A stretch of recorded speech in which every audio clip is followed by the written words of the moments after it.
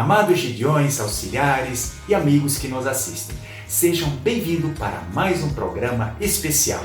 Aliás, nós estamos trabalhando uma série de programas especiais até fevereiro de 2021. Nós queremos aproveitar esse tempo de pandemia para nos fortalecer na fé e nos aprimorar no conhecimento para servir melhor o ministério gideônico. Nós teremos a cada 15 dias um programa especial, alternando entre a hora bíblica e um treinamento específico. Hoje teremos a hora bíblica com nosso amado pastor Fausto Vasconcelos. Ele é pastor da Igreja Batista da Liberdade de São Paulo e também presidente da Convenção Batista Brasileira. Ele ministrará a palavra de Deus aos nossos corações. Pastor Fausto, é muito bom tê-lo conosco. No dia 12 de setembro, teremos um treinamento, Criatividade no Evangelismo Pessoal. Ele será ministrado pelo pastor Inar Brandão. Não deixe de agendar. Dia 12 de setembro será um sábado e será às 16 horas. Eu tenho certeza que essa série de programas especiais serão bênçãos nas nossas vidas e motivarão a nós continuarmos firmes na missão que Deus nos confiou. Que Deus nos abençoe ricamente nessa jornada.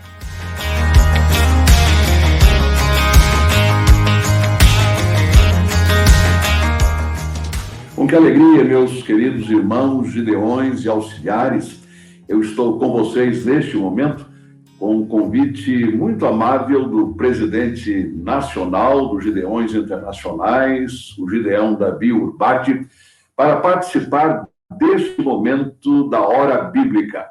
Inclusive, comentei com ele que esta expressão hora bíblica é muito apropriada para o ministério gideônico, porque os irmãos são conhecidos e são vistos como pessoas, os gideões e auxiliares, que levam a palavra de Deus. Então, falar em hora bíblica com os irmãos é simplesmente descrever o tipo de ministério que Deus colocou nas mãos de cada um dos irmãos e irmãs. E eu me sinto muito privilegiado, muito honrado em saudar a todos neste momento, não apenas os gideões e auxiliares, mas a quantos estão participando desta hora bíblica, com um abraço muito grande da Igreja Batista da Liberdade, aqui em São Paulo, e também da Convenção Batista Brasileira. Eu diria que, neste momento, eu sou portador de um abraço do tamanho do Brasil para todos vocês, na expectativa, na certeza de que Deus, mais uma vez, há de falar ao nosso coração. Até porque, antes de falar ao seu coração, ele fala ao meu coração. Por isso eu disse, Deus há de falar aos nossos corações. Estamos vivendo dias extremamente incomuns. Aliás, é uma frase que eu estou usando agora, mas que realmente já se tornou comum. Porque desde meados do mês de março, e já estamos caminhando para 6 meses, que não apenas em nosso país, mas em todo o mundo, a humanidade está vivendo um momento completamente fora do comum. Aliás, já se denominou de um novo normal. E há muita discussão, como os irmãos e irmãs sabem, sobre o que quer dizer um novo normal. Estava assistindo a um programa nesta semana e a pessoa entrevistada disse para mim, o novo normal só será possível a gente, de fato, saber depois que tivermos uma vacina para prevenir a Covid-19 ou depois que tivermos algum medicamento para curá-la. Mas até lá nós vamos viver esse tipo de situação. Depois que tudo isso passar, quando já pudermos com toda tranquilidade de mente, por assim dizer, sair e passear e viajar, então nós vamos ver que novo normal restou desse período. E é fato, nós ainda estamos num período de grandes tensões, grandes preocupações no Brasil e fora do Brasil. As autoridades governamentais, em nível federal, estadual, municipal, as autoridades médicas, as autoridades científicas, enfim, todo o povo junto, participando do mesmo esforço, Vamos combater a Covid-19 e, ao mesmo tempo, encontrar meios, métodos para administrar este momento. Quando alguém me pergunta quando a sua igreja vai reabrir, eu sempre digo ela não vai reabrir porque ela nunca fechou. O que fechou foi o templo. O que fechou foi a sede. O que está fechado é o prédio. Mas a igreja continua aberta. E não apenas a igreja que eu pastoreio, não. A sua igreja, meu irmão, a sua igreja, minha irmã, da mesma forma. A igreja de cada Gideão e auxiliar, do mesmo modo. As igrejas do mundo todo nunca fecharam. O que foi fechado foi a propriedade, a sede, o templo, as dependências. Mas a igreja de Jesus continua aberta, continua viva, continua atuante, continua militante e, pela graça de Deus, na volta de Jesus, ela será a igreja triunfante. Então, o que nós estamos planejando retomar, isso em todo o mundo, em relação a todas as igrejas, são as atividades presenciais, com todo cuidado, claro, com todo o protocolo, naturalmente, com todas as medidas que têm sido aconselhadas, sem sombra de dúvida, para que nós, no tempo oportuno, mais uma vez, desfrutemos da comunhão presencial. Mas, neste período, as igrejas têm estado abertas. A comunhão tem sido virtual, mas tem sido comunhão. Estamos mais ou menos retornando a determinados momentos da igreja primitiva, quando as igrejas estavam reunidas nos lares. E hoje, o que é que está acontecendo dominicalmente? Com a sua igreja e com a minha igreja. Nós temos a transmissão virtual, a transmissão pela internet, mas a partir das famílias. Cada pessoa está onde ela já está, às vezes só, é fato, outras vezes com membros da família por perto, mas nós estamos, como igreja do Senhor Jesus, nos reunindo em termos de famílias, naquele núcleo muito imediato de cada um de nós. E assim continuamos. O próprio ministério gideônico deve ter assumido novas formas, sem dúvida alguma, como está acontecendo em todo o mundo. Os irmãos continuam como a igreja do Senhor Jesus, atuantes, continuam militantes, distribuindo a palavra de Deus. Ele não parou como ministério, nem vai parar, porque a igreja do Senhor Jesus também nunca parou, não vai parar, jamais parará, em qualquer época. E devemos também pensar que a pandemia não alcançou a pessoa do nosso Senhor Jesus Cristo. Ele não está de quarentena, ele não está isolado, ele não está segregado, ele não está marginalizado. O Senhor Jesus é o mesmo ontem, hoje e eternamente. Então, meu irmão Gideão, minha irmã auxiliar, o ministério que Deus colocou nas mãos e no coração dos irmãos continua firme na graça e pela graça de Deus. É isso mesmo, como a igreja do Senhor Jesus. E os irmãos são parte do movimento da igreja de Jesus. Sempre vi nos amados irmãos e irmãs um ministério aliadíssimo com a igreja de Jesus, afinadíssimo com a igreja de Jesus, sempre ali, lado a lado com a igreja de Jesus, não uma outra igreja, em absoluto, não uma organização que vá competir com a igreja, em hipótese alguma. Os irmãos são, como gideões e auxiliares, aqueles crentes em Cristo Jesus, com um compromisso sério com o Senhor Jesus, caminhando, auxiliando, apoiando o ministério da igreja local. Meu sogro, saudoso doutor João Pereira da Silva, a minha sogra, a saudosa professora Débora Freitas Pereira da Silva, foram gideões, Gideão e auxiliar, atuaram nesse ministério, deram-se a esse ministério, de tal maneira que na família da minha esposa, nós sempre vimos os gideões internacionais como um ministério alinhado com a igreja local. E esta é uma grande verdade.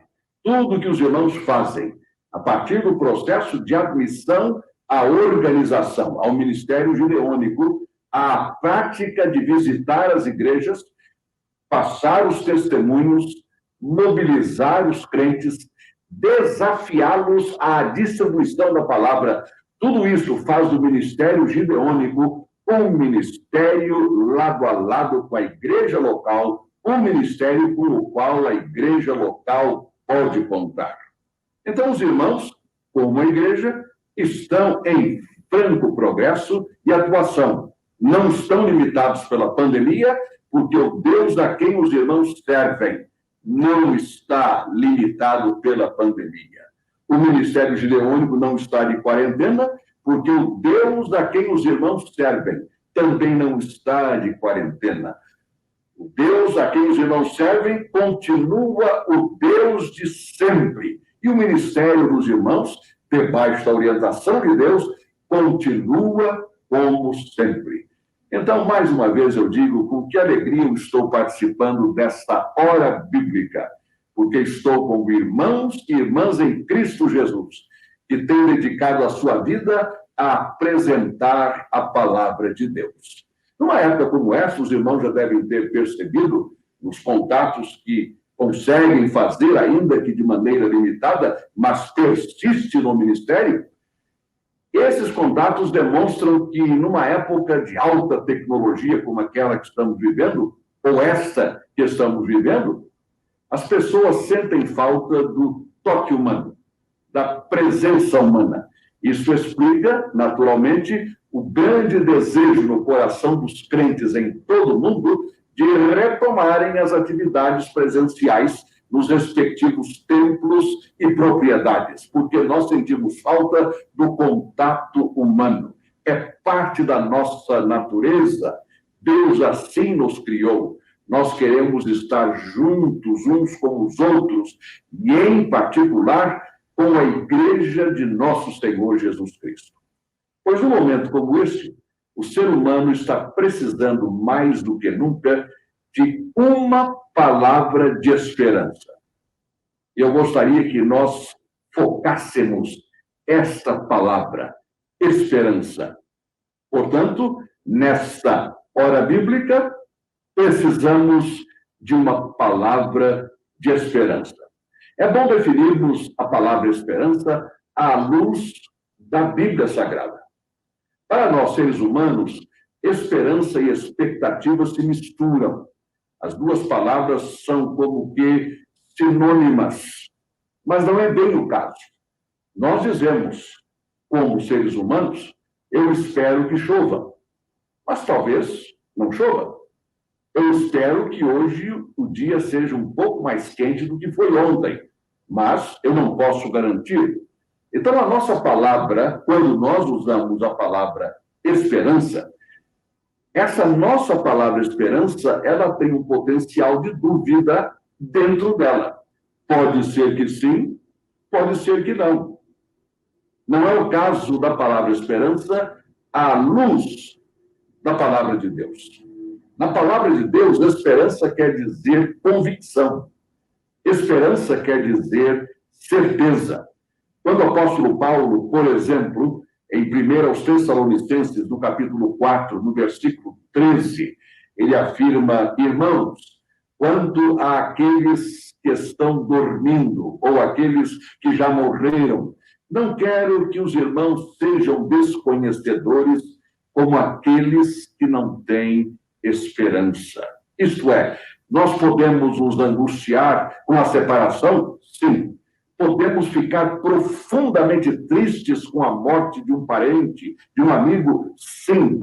Podemos sofrer demais e durante longo tempo com a partida de alguém que é querido ao nosso coração? Claro que sim. Mas Paulo diz, eu não quero que a tristeza dos irmãos seja igual à tristeza daqueles que não têm esperança. Porque mesmo em meio à tristeza mais profunda, ao luto mais intenso, o Espírito Santo coloca em nós a esperança, isto é, a certeza, a convicção. E nesse mesmo texto, 1 aos Tessalonicenses 4, a partir do versículo 13 até o versículo 18, Paulo nos apresenta o conceito de esperança à luz da palavra de Deus. A nossa esperança de salvação. Ora, esperança como certeza de salvação. Ninguém está dizendo, eu espero em Cristo, mas pode ser que Cristo não corresponda plenamente àquilo que eu estou esperando. Não.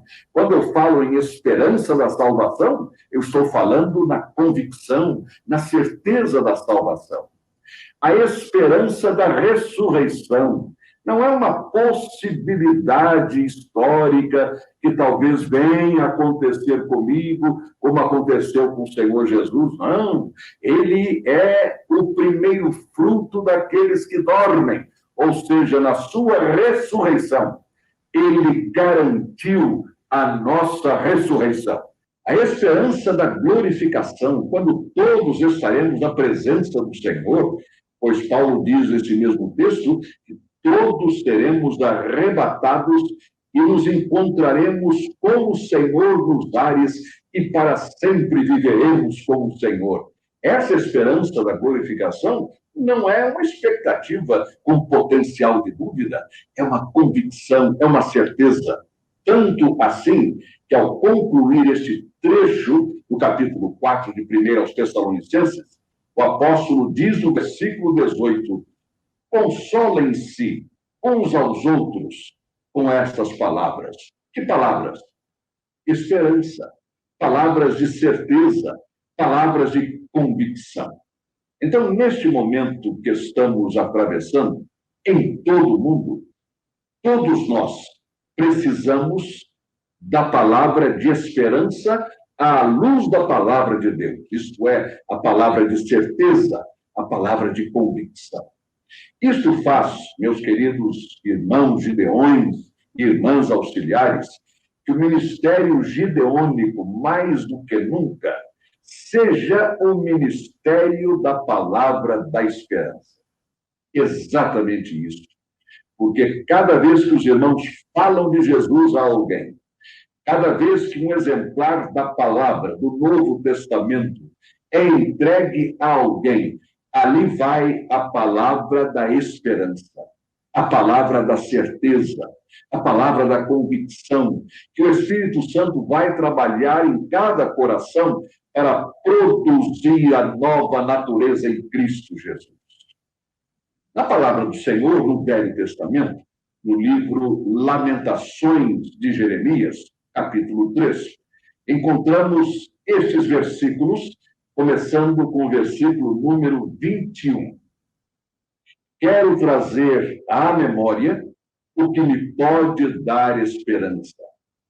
As misericórdias do Senhor são a causa de não sermos consumidos, porque as suas misericórdias não têm fim.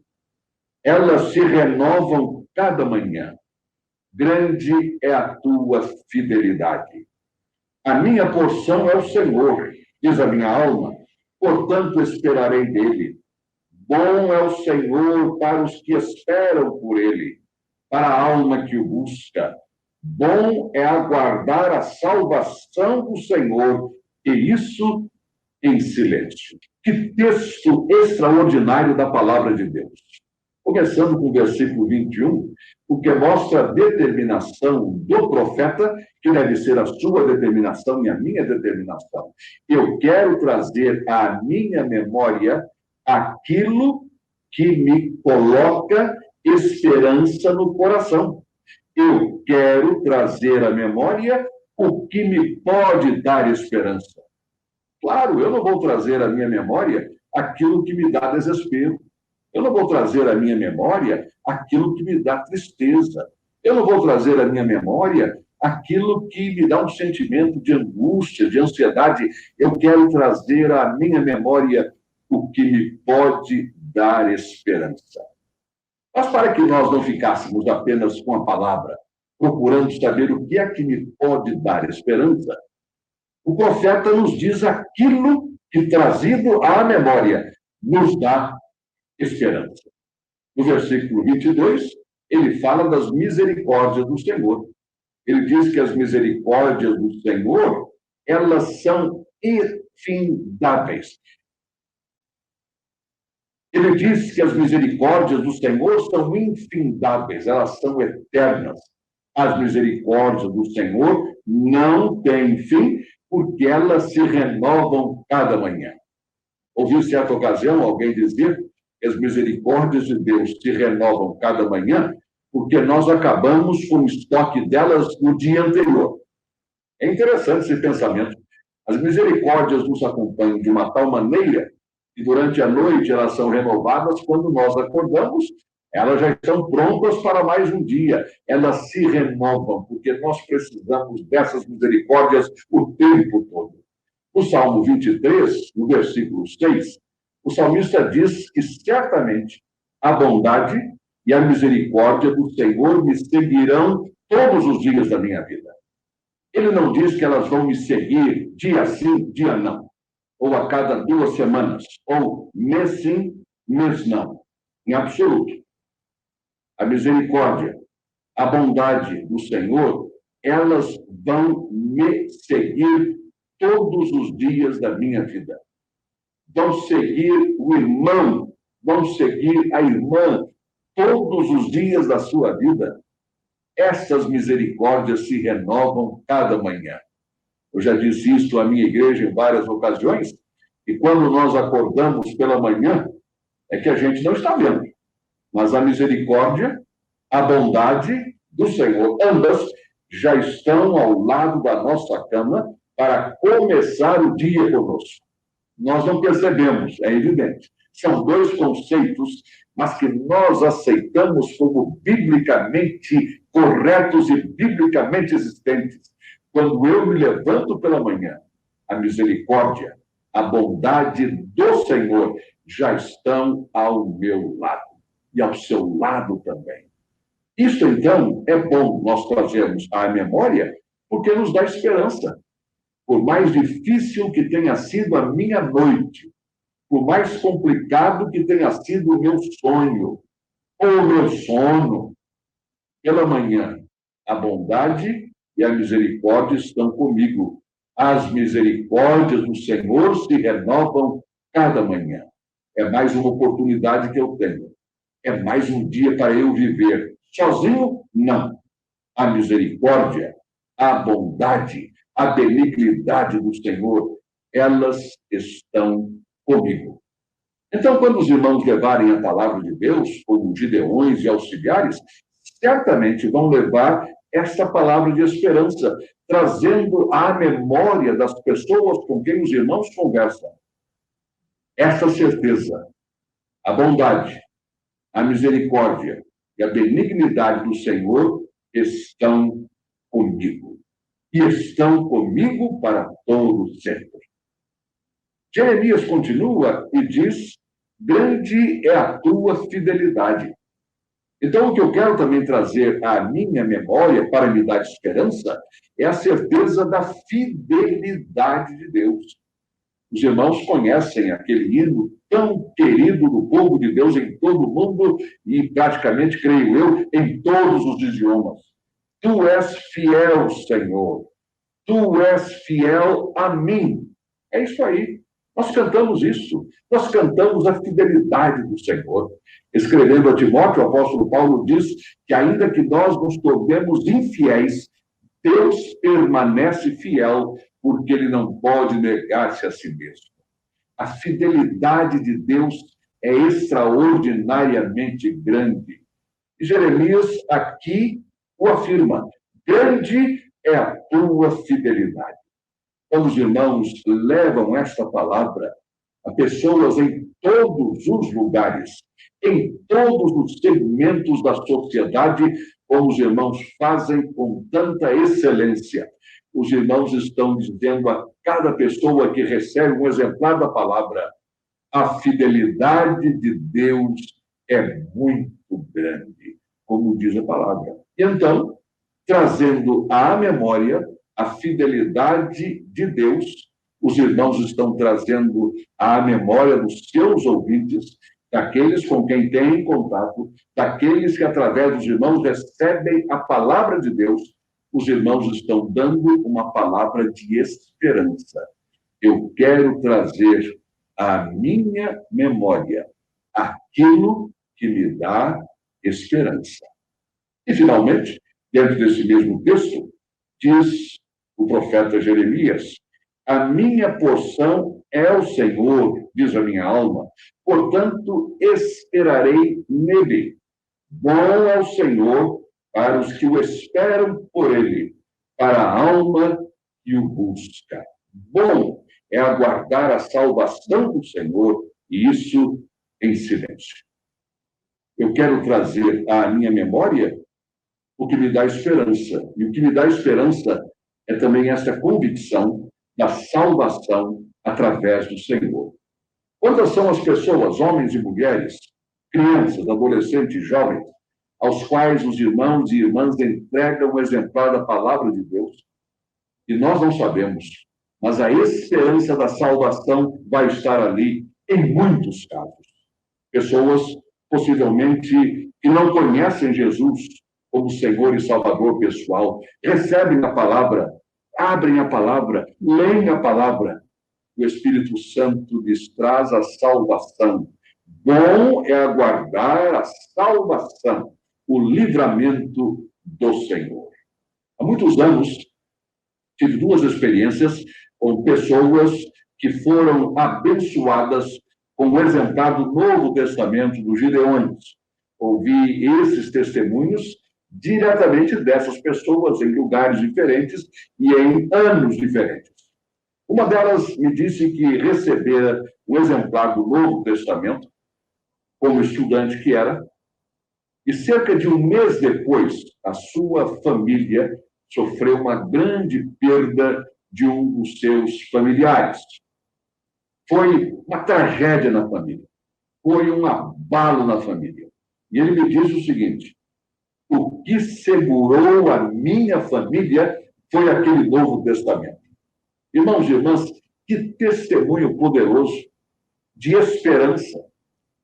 No aguardo da salvação de Deus, o que manteve a minha família unida, o que não deixou que a minha família se desestruturasse por completo, foi aquele Novo Testamento dos Gideões.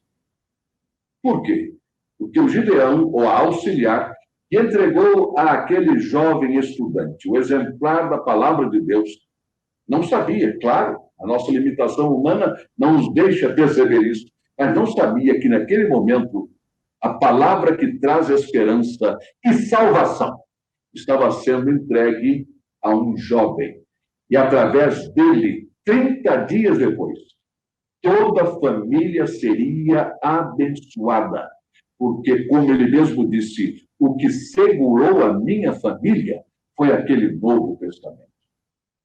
Outro testemunho, entre vários outros, claro, e os irmãos, então, têm testemunhos aos milhares que os irmãos transmitem às nossas igrejas, nos cultos de que participam e que nos faz levantar do banco, por assim dizer, recebendo a instrução da palavra de Deus. O outro testemunho eu vi de um jovem que andou parte da sua vida por caminhos completamente fora da vontade de Deus, absolutamente perdido, em todo tipo de situação. Ele diz que, certa ocasião, num prostíbulo, veja só, onde ele se encontrava, enquanto estava ali, como ele mesmo colocou em suas próprias palavras, aguardando a minha vez, e mexendo num monte de revistas no chão, ele encontrou um Novo Testamento dos Gideões. Como apareceu ali, ninguém sabe. O que estava fazendo ali, num lugar completamente incompatível com a mensagem da palavra de Deus, ninguém sabe. Mas Deus tem os seus caminhos, os meus caminhos não são os vossos caminhos, os meus pensamentos não são os vossos pensamentos. Ele encontrou o Novo Testamento e, segundo ele me disse, para passar o tempo, resolveu ler. Saiu dali convertido, transformado pelo poder da palavra de Deus. E ele me disse: perdi a vez, mas ganhei a vida. Irmãos, que expressão extraordinária colocada no contexto histórico em que ela foi produzida. Ganhei a vida. Ele estava num lugar, como disse há pouco, incompatível com esta palavra. Mas Deus usou aquele momento de maneira misteriosa, de forma que não podemos calcular, insondável, para produzir um novo nascimento no coração daquele jovem cuja vida estava perdida. Por quê? Porque um dia alguém entregou um Novo Testamento. Um dos irmãos, uma das irmãs, a uma outra pessoa, que não sei como, acabou esse Novo Testamento chegando ali, naquele lugar. Chegou àquele lugar. E o Senhor usou para trazer uma alma, ainda jovem, aos pés da cruz de Cristo. Irmãos gideões, irmãs auxiliares, a minha oração é que os irmãos, neste período de pandemia, quando talvez as oportunidades de visitas, de contatos, estejam limitadas pelas limitações impostas por este momento que estamos enfrentando. Que os irmãos e irmãs continuem firmes no seu ministério gideônico. Que os irmãos e irmãs continuem dedicados, com o seu compromisso renovado diante de Deus, neste ministério gideônico. Porque a palavra de Deus que os irmãos e irmãs levam é palavra de esperança. Como nos diz o texto de Lamentações 3:21, eu quero trazer à memória o que me dá esperança. Continuem levando a palavra de esperança. Gideões, portadores da esperança. Auxiliares, portadoras da esperança. A esperança que vem da palavra de Deus. Que esperança! As misericórdias do Senhor se renovam cada manhã. Que esperança! Grande é a fidelidade do Senhor. Que esperança! A salvação vem do Senhor. Que esta palavra de esperança seja mantida na nossa memória, para que nós sempre nos sintamos alicerçados, firmados, encorajados, motivados na continuação do nosso ministério. Vamos orar, irmãos e irmãs? Senhor, muito obrigado pelo ministério gideônico. Os irmãos gideões, as irmãs auxiliares, no Brasil e fora do Brasil. Particularmente neste momento tão difícil para a humanidade. Mas eles continuam a respeito de todas as limitações impostas por este momento. Eles continuam firmes, levando a palavra de esperança. E sabemos que na tua bendita palavra, esperança é certeza, esperança é convicção, esperança é persuasão. Senhor, abençoa o ministério gideônico, abençoa cada gideão, abençoa cada auxiliar. E sobre o ministério gideônico, eu agora digo: o Senhor vos abençoe e vos guarde. O Senhor faça resplandecer o seu rosto sobre vós e tenha misericórdia de vós. O Senhor sobre vós levante o seu rosto e vos dê a paz. O Shalom em Cristo Jesus, nosso Senhor e Salvador. Amém.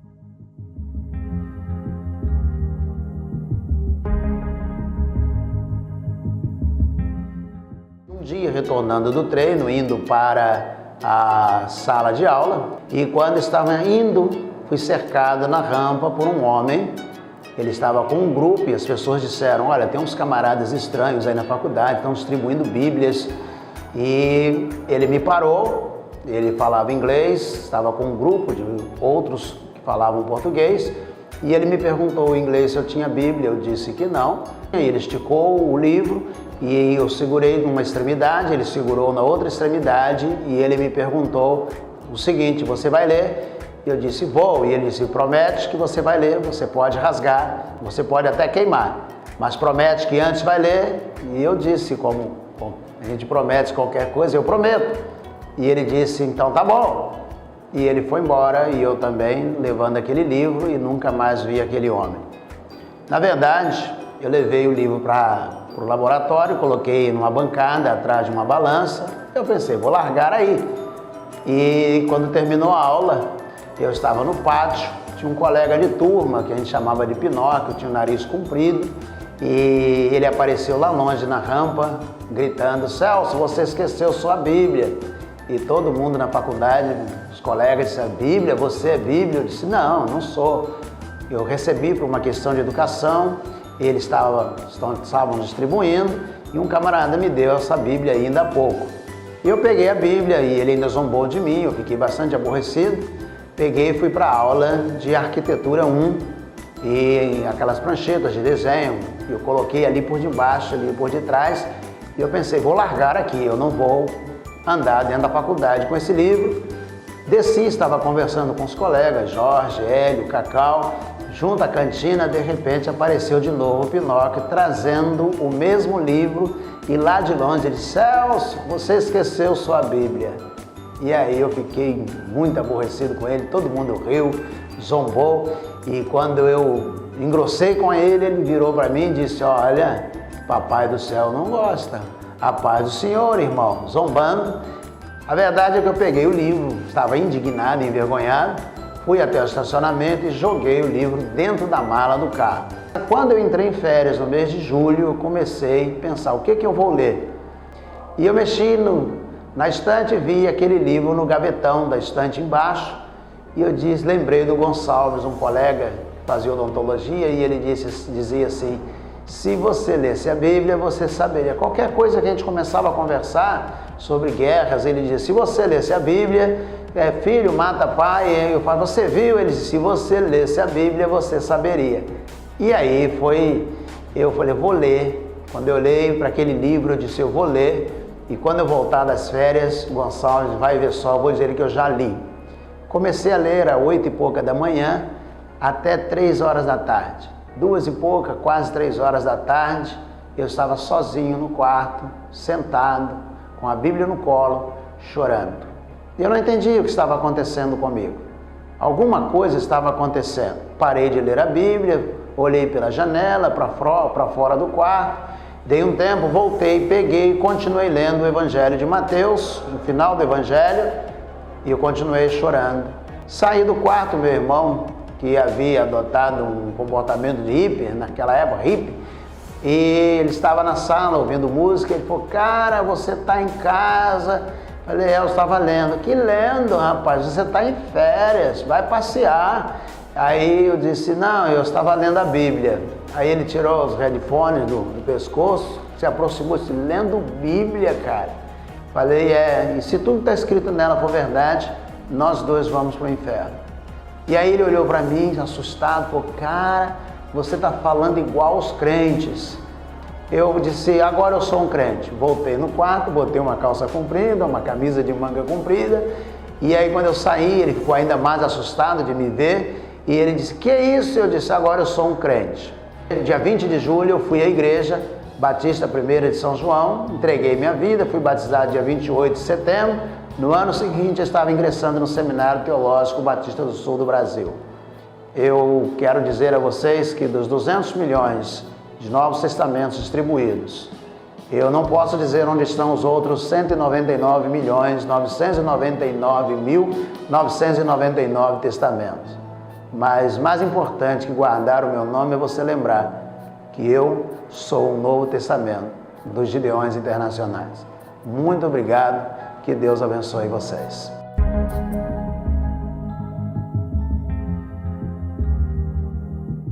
Olá, queridos Gideões, auxiliares e amigos que nos acompanham. Eu tenho certeza que vocês foram abençoados com essa maravilhosa palavra do nosso querido pastor Fausto Vasconcelos. Que Deus abençoe a sua vida, querido pastor. Também quero nesse momento aproveitar para dar alguns recados. Você ainda não está inscrito em nossos canais? Faça isso agora mesmo e aproveite para ficar informado sobre tudo o que acontece no Ministério Os Gideões Internacionais no Brasil. Você é bem-vindo. Siga-nos. Também temos os nossos podcasts. Se você ainda não ouviu, aproveite para acessar o nosso aplicativo ou o nosso site e ouvir testemunhos que edificam a nossa vida através da voz do nosso querido irmão César, a voz de Deus na TV Record. Nós também preparamos uma nova plataforma de pedidos de materiais.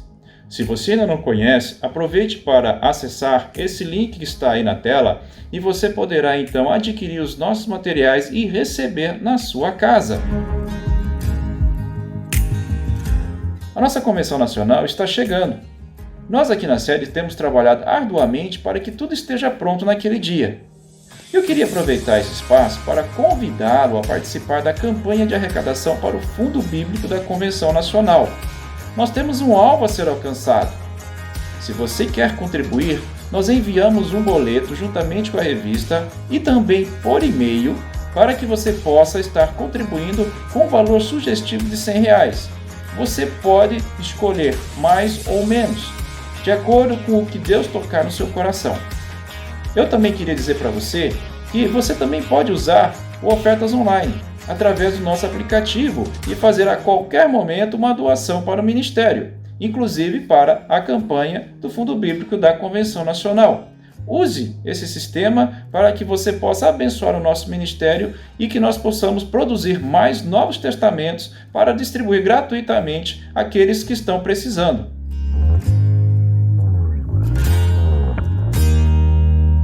Você quer receber Novos Testamentos iguais a este na sua casa? Sim. Se você, casal, arregimentar 3 pessoas, vocês então receberão uma caixa com 100 Novos Testamentos para cada um desses modelos. Se você trouxer 2 novos plantadores, mensalistas e não membros, você receberá na sua casa uma caixa com 52 Novos Testamentos de evangelismo pessoal.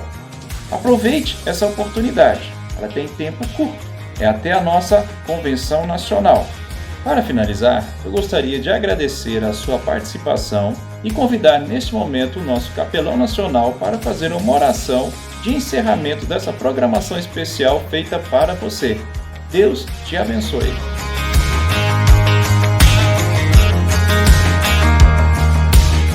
Maravilhoso Deus, Pai de autossuficiência, misericórdia e graça, único Deus vivo, fiel e verdadeiro, capaz de ser adorado pelo mundo afora.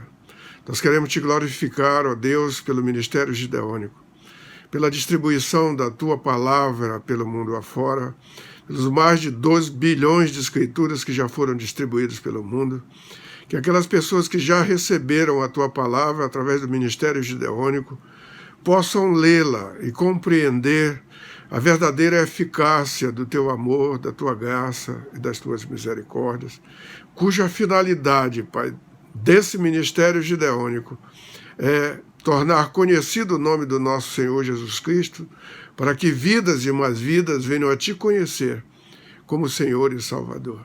Que em meio às dificuldades que o mundo enfrenta, desta pandemia, mas que está sob o teu controle, nós possamos continuar firmemente, olhando para Cristo como o autor e consumador da nossa fé.